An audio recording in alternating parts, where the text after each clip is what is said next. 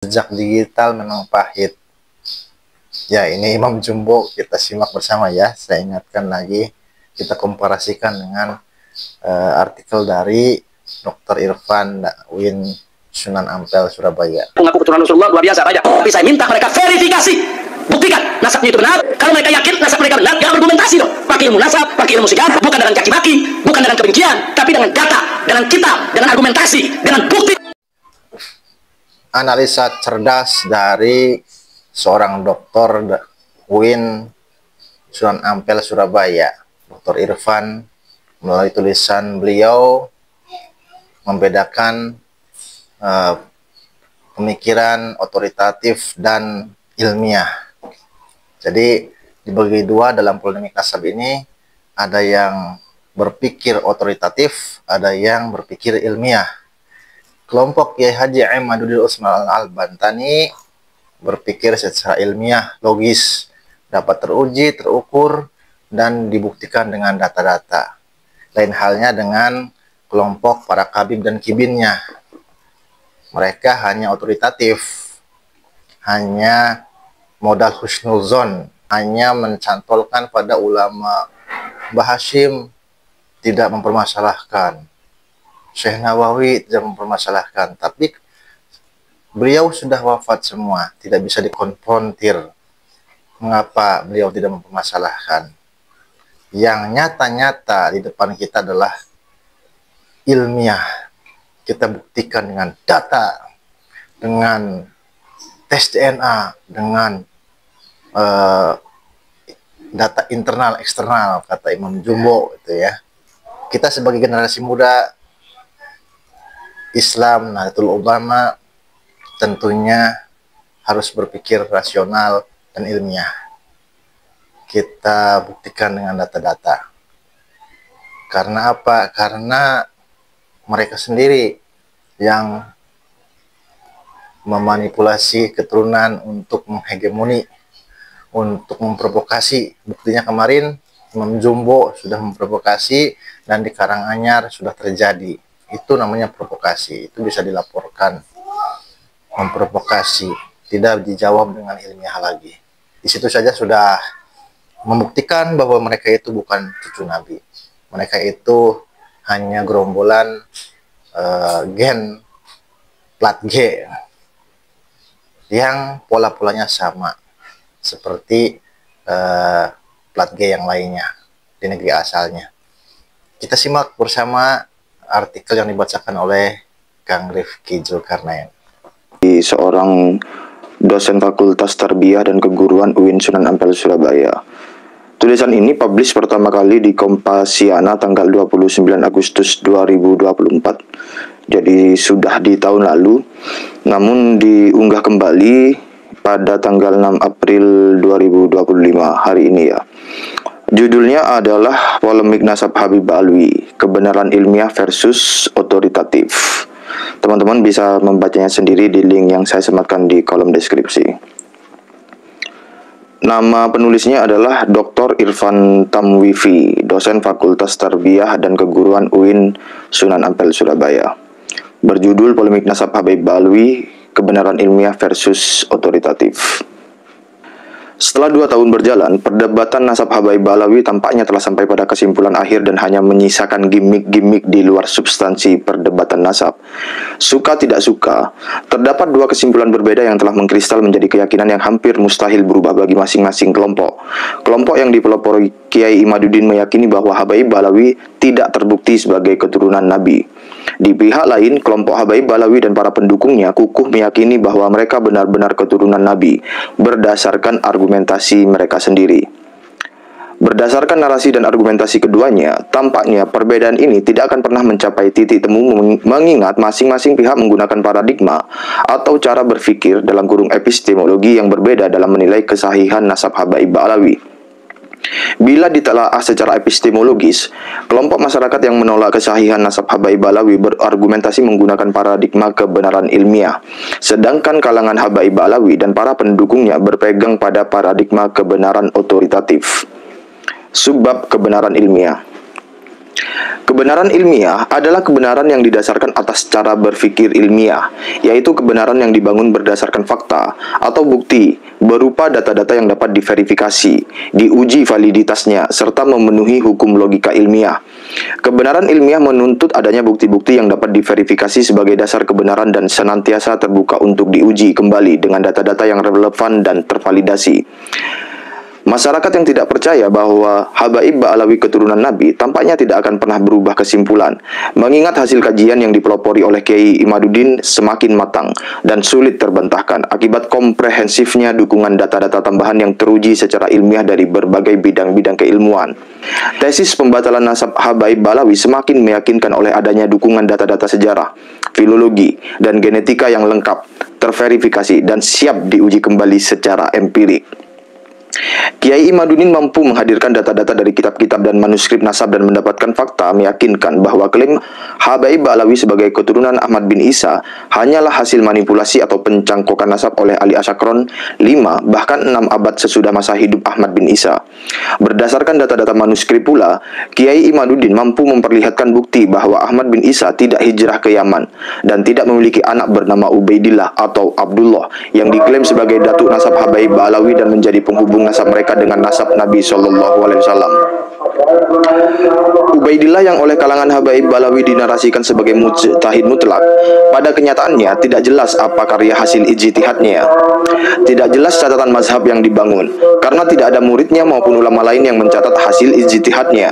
Padahal, bila benar seorang mujtahid besar, pasti ada ulama lain yang mengutip, dalam kurung nukil, pendapat atau menyebutkan namanya. Cerita tentang Ubaidillah tidak ditemukan dalam kitab dan manuskrip pada masanya, dalam kurung kitab sejaman, selain dari cerita Habaib Ba'alawi sendiri. Indikasi pemalsuan yang dilakukan oleh Ali Asyakron muncul akibat adanya, saya ulangi, indikasi pemalsuan yang dilakukan oleh Ali Asyakron muncul akibat tidak adanya bukti-bukti kitab atau manuskrip lain pada masanya yang dapat dijadikan bahan untuk verifikasi. Bahkan banyak nama dalam rangkaian nasab yang dituliskan Ali Asyakron terindikasi sebagai nama-nama fiktif karena tidak ada data manuskrip yang mencatat nama-nama mereka. Padahal di antara nama-nama tersebut ada nama Faqih Muqaddam yang oleh para Habaib Ba'alawi diglorifikasi memiliki derajat kewalian yang lebih tinggi dibanding Syekh Abdul Qadir Al-Jailani. Bukti-bukti penambahan isi beberapa kitab nasab oleh kalangan Ba'alawi menambah keyakinan adanya kecenderungan memanipulasi catatan nasab dari beberapa pendahulu mereka. Data-data itulah yang mengantarkan pada kesimpulan bahwa nasab Habaib Ba'alawi terputus dalam kurung mungkotek dan secara ilmiah diyakini tidak tersambung dengan nasab Nabi. Sebagai kajian ilmiah, data-data dalam kitab-kitab dan manuskrip tersebut dapat diverifikasi kebenarannya oleh siapapun secara historis maupun filologis, sehingga sulit dibantah kebenarannya.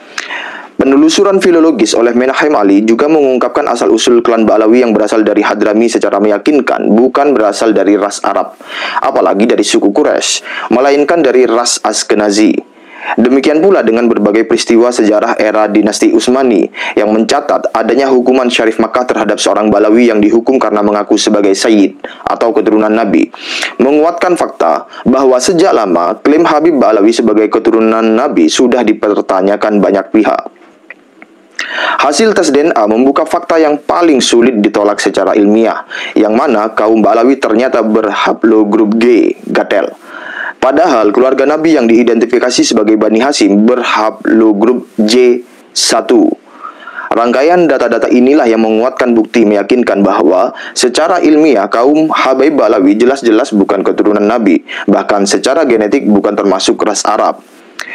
Di pihak lain, tidak ada kajian dari kalangan Habaib Ba'alawi dan pendukungnya yang mampu menyajikan antitesa dengan data pembanding yang terverifikasi. Data-data yang ditunjukkan oleh Rumel Abbas, Idrus Romli, hingga kitab yang disebutkan oleh seorang Habib dari Jember, Jawa Timur dengan mudah dimentahkan validitasnya oleh Kiai Imaduddin, hingga menjadikan tesis pembatalan nasab Habaib Ba'alawi menjadi satu-satunya kebenaran yang dapat dipercaya berdasarkan data-data ilmiah. Sebagai pengetahuan ilmiah, fakta-fakta tersebut terbuka untuk ditelusuri kembali oleh siapapun untuk diuji validitasnya. Siapapun yang berniat membatalkan hasil kajian ilmiah tersebut tentu harus mampu memberikan antitesa ilmiah dengan menyajikan data-data dari sumber yang dapat diuji kebenarannya. Sebab kebenaran otoritatif. Meski sedemikian jelasnya, dukungan data ilmiah ditunjukkan oleh Kiai Imaduddin, Menahem Ali, dan berbagai peneliti dan pemerhati nasab, bukan berarti kaum Habaib Balawi menyerah begitu saja. Kaum Habaib Balawi tetap kukuh dengan klaim mereka sebagai keturunan Nabi dengan membangun narasi yang berbeda. Narasi dan argumentasi yang mereka gunakan secara epistemologis berpijak pada paradigma kebenaran otoritatif. Kebenaran otoritatif adalah sebuah konsep kebenaran yang tidak didasarkan atas bukti berupa data-data yang valid dan teruji, melainkan hanya berdasarkan pendapat atau pengakuan tokoh atau lembaga tertentu yang dianggap lebih tahu atau lebih berhak memberikan pendapat. Kebenaran otoritatif tidak memerlukan data apapun sebagai bukti kebenaran, bahkan kadang-kadang tidak harus masuk akal. Dasar kebenaran otoritatif adalah keyakinan bahwa pendapat tokoh-tokoh atau institusi tertentu memiliki kasta lebih tinggi dalam menentukan kebenaran dibanding yang lain, sehingga harus dipercaya dan diikuti. Penggunaan kebenaran otoritatif dapat dicermati dari argumen utama Habaib Balawi yang banyak menarasikan pendapat tokoh-tokoh dalam kurung ulama besar seperti Imam Nawawi dan para ulama berpengaruh semisal Kiai Hasyim Asy'ari, Kiai Maimun, atau Guru Sumpul sebagai dalil kesahihan nasab mereka. Pengakuan dan penghormatan para ulama yang dianggap lebih alim, lebih dulu, lebih senior, dan lebih populer semacam itu sudah cukup sebagai dalil kebenaran bagi klaim mereka sebagai keturunan Nabi. Logika kebenaran otoritatif kurang lebih berbunyi, bila ulama-ulama besar sudah mengakui, berarti tidak perlu dipertanyakan lagi kebenarannya, apalagi oleh ulama yang levelnya dinilai lebih rendah. Kebenaran didasarkan atas siapa yang berbicara, bukan pada kualitas data dan argumentasinya. Hasil kajian seilmiah apapun tidak diterima apabila para pengkajinya dianggap tidak lebih alim dan diakui lebih soleh dibanding tokoh-tokoh yang mereka jadikan sandaran kebenaran, sekalipun ukuran kealiman tidak jelas parameternya. Kebenaran otoritatif cenderung mengandung logika sesat, logical fallacy, karena berusaha membungkam lawan bicara bukan karena kualitas pendapatnya tetapi karena statusnya. Melecehkan lawan bicara dalam kurung ad hominem menjadi cara lazim bagi pengguna logical fallacy dalam membungkam lawan bicaranya. Hal ini terlihat dari narasi dan framing para Habaib Balawi yang cenderung mendelegitimasi, merendahkan, hingga menafikan tokoh-tokoh yang membatalkan nasab mereka dengan menyebut mereka sebagai kroco-kroco yang tidak berhak, tidak kompeten, tidak berilmu, tidak absah, tidak layak dipercaya, bukan pakar nasab, tidak mewakili lembaga nasab, tesis abal-abal, pemecah belah, dan berbagai narasi merendahkan lainnya. Narasi dan framing tersebut ditujukan agar para pembatal nasab tidak dipandang lebih hebat, lebih tinggi derajat kealimannya, dan tidak lebih dapat dipercaya dibanding tokoh-tokoh yang mereka jadikan legitimasi. Para Habaib Balawi sangat keberatan dengan masyarakat luas, apalagi mereka yang status sosialnya dianggap tidak selevel dengan golongan mereka turut terlibat dalam polemik nasab Habaib Balawi. Itu sebabnya, dalam beberapa kasus, mereka dan pendukungnya tidak segan melakukan persekusi dan kekerasan demi membungkam masyarakat yang mendukung pembatalan nasabnya. Kalangan Habaib Balawi sangat sensitif terhadap tokoh-tokoh yang dinilai mendukung pendapat Kiai Imaduddin. Dari video di media sosial, mereka terlihat langsung beramai-ramai mendatangi Kiai Miftahul Ahyar, Kiai Syukron Ma'mun, dan seorang ibu nyai di Jawa Timur setelah beredar pernyataan yang menunjukkan sikap netral dan terkesan mendukung kajian nasab Habaib Balawi. Tidak lama berselang, tokoh-tokoh tersebut mengubah pandangannya melalui pernyataan yang lebih lunak, bahkan meminta maaf. Sedemikian pentingnya sebuah pengakuan membuat kaum Habaib Balawi cenderung bereaksi keras terhadap tokoh-tokoh yang terang-terangan mendukung kelompok pembatal nasab mereka. Gus Muafik, Mahfud MD, dan apalagi Rhoma Irama dicerca habis-habisan karena terang-terangan mendukung pembatalan nasab Balawi. Hal ini dikarenakan dukungan tokoh berpengaruh potensial menjadi sandaran kebenaran bagi masyarakat. Mengingat dasar klaim nasab Habaib Balawi hanyalah pengakuan dan bukan bukti ilmiah, maka para Habaib Balawi dan para pembelanya cenderung menghindar untuk menanggapi tesis Kiai Imad, Menahem Ali, maupun hasil tes DNA dengan mengajukan data-data pembanding. Minimnya bukti material yang mampu membuat usaha menjawab tesis dengan data-data ilmiah oleh Rumel Abbas, Idrus Romli, dan para pembela Habaib Balawi begitu mudah dimentahkan oleh Kiai Imaduddin dan para pendukung pembatalan nasab. Apalagi menguatnya tuntutan pembuktian nasab melalui tes DNA membuat kaum Habaib Balawi benar-benar mustahil menyangkal pembatalan nasab mereka dengan bukti ilmiah yang sepadan. Para Habaib Balawi dan pendukungnya lebih memilih sibuk menggalang dukungan dan pengakuan tokoh-tokoh berpengaruh di dalam dan luar negeri sebagai dasar pengakuan atas kesahihan nasab mereka. Sampai saat ini, klaim kaum Habib Ba'alawi terhadap nasab kenabian mereka masih cukup kokoh karena masih banyak tokoh-tokoh NU, pesantren, penceramah agama, dan publik figur yang memperlihatkan dukungan dan pengakuan atas klaim mereka. Dari berbagai postingan habaib dan para pendukungnya terlihat bahwa mereka juga banyak mendekati tokoh-tokoh penting di berbagai negara Timur Tengah. Di awal-awal polemik nasab, salah seorang pembela kaum Balawi sempat memperlihatkan tulisan tangan yang menunjukkan dukungan pakar nasab dari Timur Tengah. Meski tidak memberikan bukti apapun, pernyataan dan apresiasi tokoh-tokoh Timur Tengah mulai dari Mahdi Rojai hingga Syekh Ali Jum'ah banyak diekspos sebagai bukti pengakuan atas klaim kesahihan nasab mereka. Kalangan Habib Balawi dan pendukungnya juga banyak mengekspos keterlibatan mereka dalam forum-forum asyraf dunia. Intensitas mereka mendatangi lembaga-lembaga sertifikasi nasab bukan mustahil juga dalam upaya mendapatkan pengakuan dalam kurung isbat tertulis dari berbagai lembaga sertifikasi atau dalam arti nakobah internasional atas nasab mereka. Hal ini sangat memungkinkan mengingat pengakuan seperti ini dapat menjadi bukti paling meyakinkan untuk melegitimasi keabsahan klaim mereka sebagai keturunan Nabi, sekalipun belum jelas nakobah mana yang sudah memberikannya. Penutup. Menyikapi polemik nasab sangat bergantung pola pikir mana yang dianut oleh masing-masing orang. Kebenaran ilmiah sudah pasti lebih masuk akal dan lebih terpercaya dibanding kebenaran otoritatif. Meski demikian, hal itu hanya berlaku bagi masyarakat yang mampu berpikir ilmiah dan menggunakan akal sehatnya secara mandiri. Masalahnya, banyak masyarakat muslim di Indonesia yang belum mampu mencerna dan membedakan kebenaran ilmiah dan yang tidak ilmiah. Perkembangan berpikir manusia modern yang menurut Auguste Comte seharusnya sudah jauh melewati era mistis dan tradisional, belum sepenuhnya terjadi di Indonesia. Kuatnya tradisi berikut nilai-nilai mistis yang merajai alam pikiran sebagian masyarakat menjadikan mereka begitu mudah terjajah secara intelektual dan spiritual, akibat termakan framing dan penggiringan opini oleh mereka yang hanya bermodalkan penampilan dan kemampuan retorika. Oleh Dr. Irfan Tamwifi, dosen Fakultas Tarbiyah dan Keguruan UIN Sunan Ampel Surabaya. Sumber Kompasiona, publish pertama kali di tanggal 29 Agustus 2024. Terima kasih. Assalamualaikum warahmatullahi wabarakatuh. Demikian tadi sebuah artikel yang sangat renyah, yang sangat gurih kita simak dari seorang dosen, dari seorang pemikir, dari seorang edukator, tentunya berpikir dengan kerangka ilmiah. Karena agama itu sesuai dengan fitrah manusia, sesuai dengan logika. Tidak bisa agama itu hanya dengan husnuzon. Nanti ya akan disalahgunakan oleh orang-orang tertentu untuk kepentingan tertentu dan kepentingan kelompoknya. Sudah saatnya kita semua menyadari, karena mohon maaf ya para kabib, para kibin, saya juga mantan kibin. Waktu saya dulu menjadi kibin, apa yang dikatakan oleh kabib ya seolah-olah itu sudah kebenaran. Dan itu memang tidak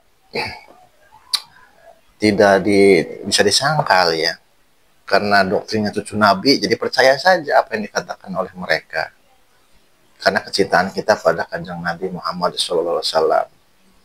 Tapi setelah tahu ilmunya, yang disenamakan Ahlul Bait itu siapa saja, kemudian dalil-dalil yang diungkapkan oleh para kabib itu dipleset-plesetkan, dimanipulasi, itu sudah terbuka, terungkap.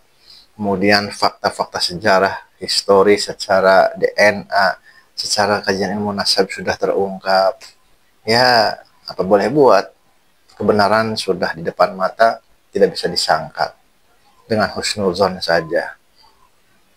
Kita ini bangsa besar, jangan mau menjadi budak di negara sendiri. Jelas-jelas mereka telah membelokkan sejarah. Kami tidak terima. Bangsa ini diobok-obok. Makam-makam dipalsukan, sudah jelas, sudah banyak buktinya. Sudah banyak buktinya. Demikian, wassalamualaikum warahmatullahi wabarakatuh.